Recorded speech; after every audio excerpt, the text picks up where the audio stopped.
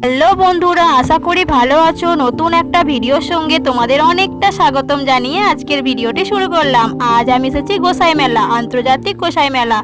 এখানে সমস্ত কিছু হাতের কাজ থেকে শুরু করে গোসাইদের গান থেকে শুরু করে সব কিছু একদম নিজের হাতে বানানো। তো তোমাদের সামনে আমি এটাই তুলে ধরলাম। তো কেমন লাগছে অবশ্যই জানিও। নিজ হাতের কাজগুলি দেখো, জাস্ট ওয়াও, কোনো কথাই হবে না। আর এখানে হয়েছে স্টেজ, যেটাতে গান, নাচ, আবৃত্তি সব কিছু হয়েছে।